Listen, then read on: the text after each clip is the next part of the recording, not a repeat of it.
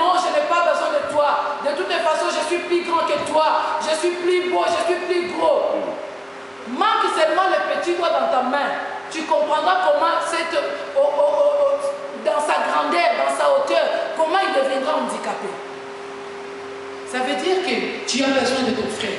Ça veut dire que tu as besoin de ta soeur. Pour que les talents qui est en toi puissent se perfectionner et que les gens puissent voir la gloire de Dieu en toi, tu as besoin de ton frère. C'est pourquoi l'apôtre Paul dit, efforçons-nous. Ce n'est pas facile, je sais, mais efforçons-nous de conserver les liens de l'unité.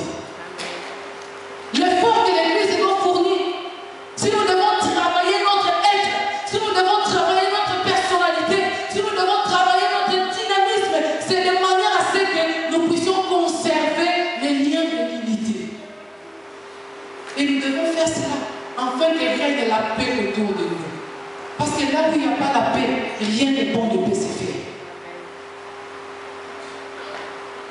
Nous devons les conserver parce qu'il y a un seul corps et un seul esprit. Comme aussi, vous avez été appelés à une seule espérance. Nous sommes tous appelés à une seule espérance. Notre espérance, c'est qu'un jour, Jésus revienne et que nous allons dans les airs. Et si nous savons que c'est à cette espérance-là que nous sommes appelés, pourquoi nous allons cueillir? Pourquoi nous nous comportons de la sorte? Pourquoi ne pas soutenir mon frère pour que ces jours-là nous soyons ensemble dans les airs? Pourquoi ne pas prier pour mon frère alors qu'il est en train de s'igomber, alors qu'il est en train de se fendre, alors qu'il est en train de s'égarer? Pourquoi ne pas prier pour lui pour que ces jours-là nous soyons tous ensemble dans les airs? Au lieu de se dire que ce n'est pas mon problème, au lieu de dire qu'il n'a qu'à gérer ses problèmes tout seul. Bien aimé, je me demande si on renversait peut-être le rôle. Si c'était toi qui étais dans le problème, est-ce que tu n'aimerais pas que ton frère te soutienne? Si c'était toi qui étais dans la faiblesse, est-ce que tu n'aimerais pas que l'Église puisse te soutenir? Mais pourquoi toi tu ne soutiens pas l'Église? Mais pourquoi toi tu ne fais rien pour l'Église? C'est comme si ça ne te concernait pas. C'est comme si ce n'était pas ton problème. Cette affaire, ça nous concerne nous tous. Garder les liens de l'unité dans l'Église, c'est une affaire de tout le monde. De tout le monde, des responsables, des diacres, des anciens, des intercesseurs, des chantres, je sais pas moi, des musiciens, même des fidèles, même des enfants, nos enfants qui sont en train de alors qui sont encore tout petits, ça les concerne aussi. Parce que Jésus dira, ces paroles, ce n'est pas seulement pour vous, mais pour ceux qui croiront après vous aussi. Donc ça nous concerne tous. Nous devons nous efforcer de garder, de maintenir l'unité, les liens de l'unité dans l'Église. Parce que c'est ça même en réalité l'identité de l'Église. Alléluia. Je vais passer à un autre point, à moins qu'il y ait une question par rapport à ça.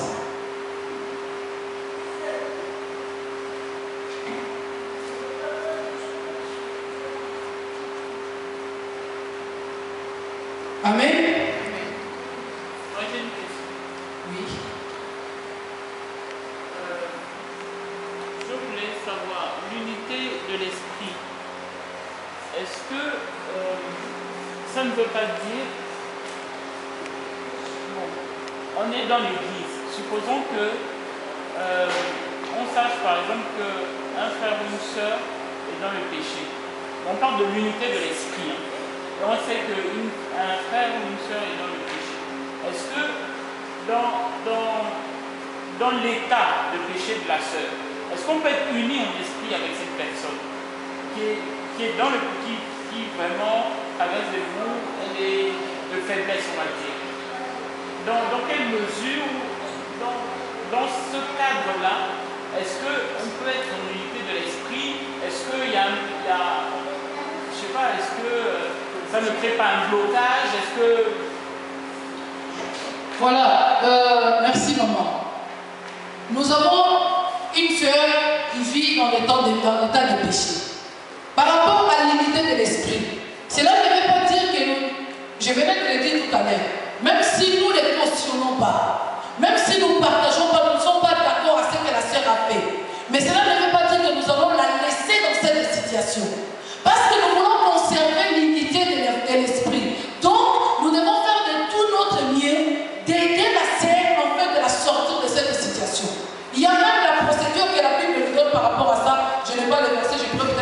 prochainement. La Bible dit, si tu vois ton frère dans le péché, va le voir. Va le voir, parle avec lui. Dis-lui que ma soeur, mon frère, écoute ce que tu fais à la lumière de la parole de Dieu, ce n'était pas bon. Voilà ce que tu fais, voilà les dangers que tu cours et tout et tout. Si il ne te comprend pas, c'est-à-dire avec toi, vous ne vous êtes pas mis d'accord, prends un autre frère avec toi. Tu viens avec une deuxième personne. Voilà ma soeur, la dernière fois que je t'ai parlé, mais je vois que comme s'il n'y a pas toujours de changement, je suis venu avec le prophète, je suis venu avec Maman Nat, pour que nous puissions t'aider ensemble, que tu sors de cette situation. Voilà. Si la situation persiste, alors amenez ça devant l'église. On amène le cas de la sœur. Voilà le conseil de l'église, il y a un problème avec la sœur X. Il y a eu un tel problème, je l'ai vu, ça n'a pas marché. On est allé avec la sœur Bénicha, ça n'a toujours pas marché. Et vous, le conseil de l'église, essayez de trancher cela. L'église va voir avec la sœur. On va essayer de lui parler, on va essayer de l'aider. Si elle ne change toujours pas, alors dans ces cas-là, la Bible dit considérez-la comme une païenne. C'est-à-dire, pour conserver l'unité de l'église, ce n'est pas la sœur qui est exclue, mais ce que la sœur a fait, ça ne cadre pas avec ce que nous croyons. Alors nous devons la mettre de côté, mais pas en l'abandonnant. Nous sommes en train de l'aider, bien que de loin. Nous sommes en train de l'aider, de la soutenir, jusqu'à ce qu'il puisse revenir à la raison. Mais croyez-moi, le fils de la perdition, il finira par se perdre. Amen. Amen. Je veux un peu soutenir la servante de Dieu. Je vais revenir sur ta question, sur la position que tu tiens par rapport au péché. Le Seigneur dit dans le livre d'Ecclésiaste chapitre 9 au verset 18, il dit la sagesse vaut mieux que les instruments de guerre, mais un seul pécheur détruit beaucoup de biens.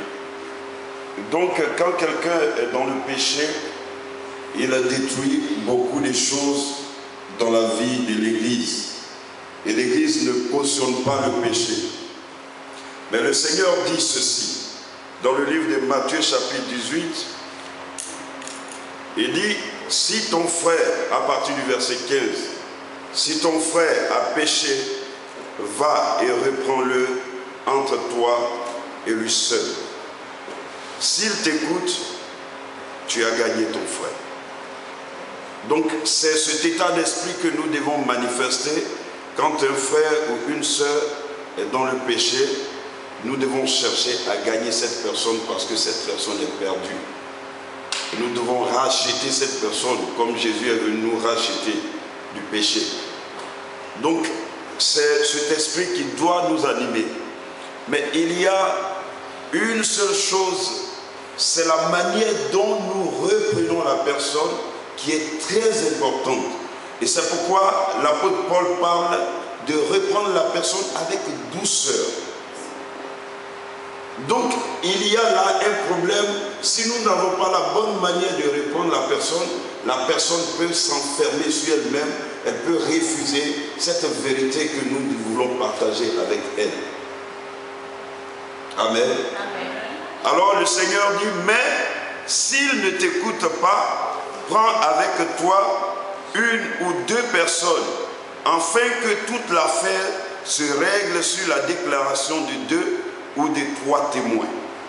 S'il refuse de les écouter, dis-le à l'Église.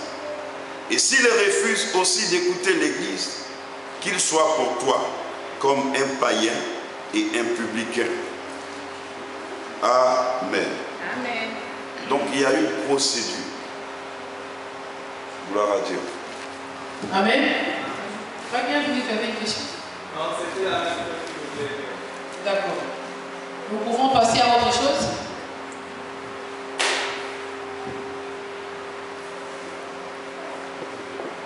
Voilà, nous voulons parler de la mission de l'Église. Là, ça va être facile, nous allons passer directement parce que tout le monde connaît la mission de l'Église. Même sans lire le verset, quelqu'un peut me dire la mission de l'Église?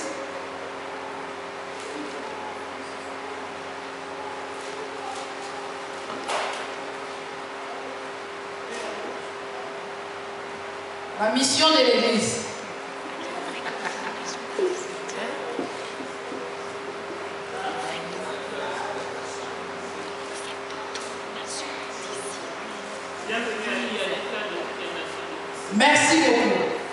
C'est comme je disais, même sans lire les versets, nous les savons tous. Allez et faites de toutes les nations mes disciples. C'est la mission principale de l'Église. Nous allons lire 1 Pierre chapitre 2, versets 7 à 10. 1 Pierre chapitre 2.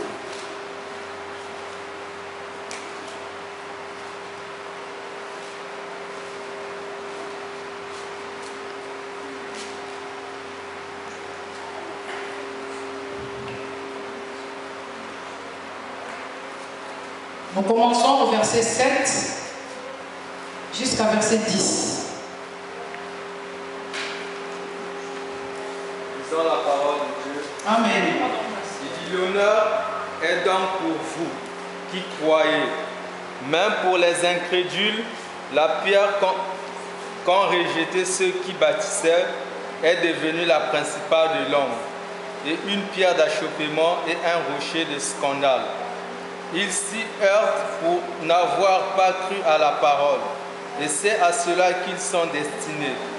Vous, au contraire, vous êtes une race élue, un sacerdoce royal, une nation sainte, un peuple acquis, afin que vous annonciez les vertus de celui qui vous a appelé des ténèbres à son admirable lumière. Vous qui autrefois n'étiez pas un peuple et qui maintenant êtes le peuple de Dieu.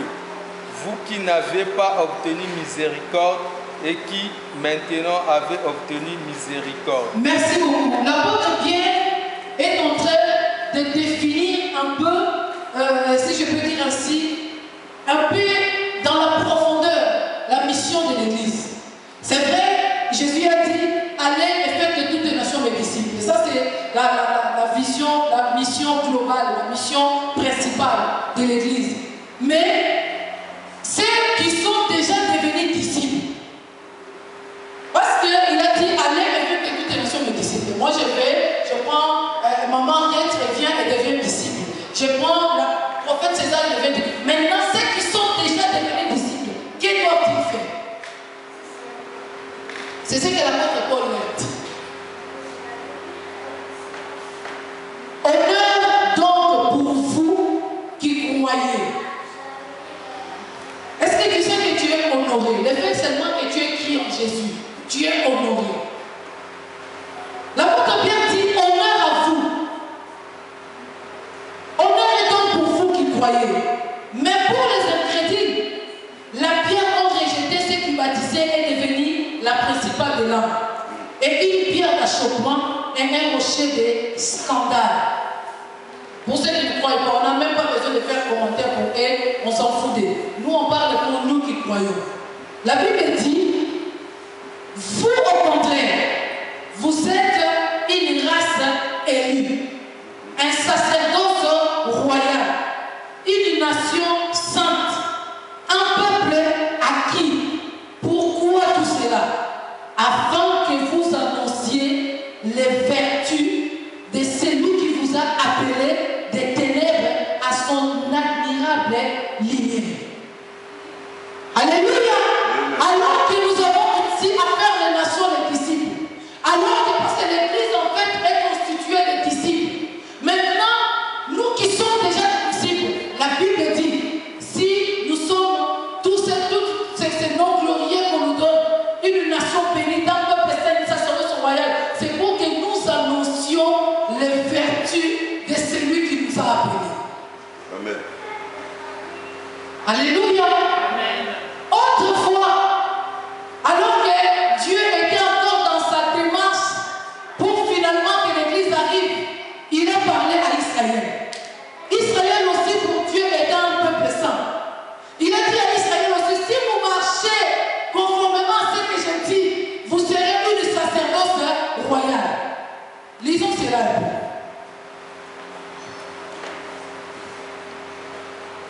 Exode chapitre 19.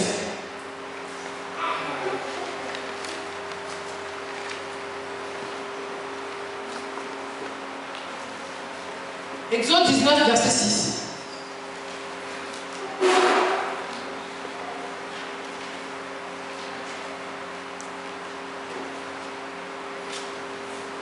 Exode 19, verset 6. Il Vous serez pour moi un royaume de sacrificateurs et une nation sainte. Voilà les paroles que tu diras aux enfants d'Israël. Commence au verset 5 pour comprendre quand est-ce qu'ils seront une sacerdoce royale. Maintenant, si vous écoutez ma voix et si vous gardez mon alliance, vous m'appartiendrez entre tous les peuples, car toute la terre est à moi. Vous serez pour moi un royaume de sacrificateurs et une nation sainte. Voilà les paroles que tu diras aux enfants d'Israël. Dieu dit à Moïse, alors qu'il était sur le mont Sinaï, il dit à Moïse, parle aux enfants d'Israël.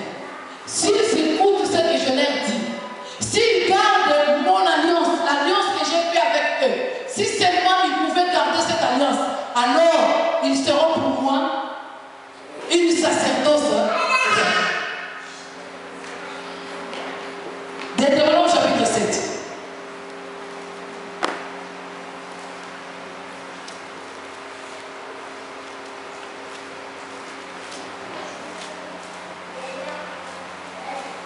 Verset 6 à 7, je dis, car tu es un peuple saint pour l'Éternel ton Dieu. L'Éternel ton Dieu t'a choisi pour que tu sois un peuple qui lui appartienne entre tous les peuples qui sont sur la face de la terre.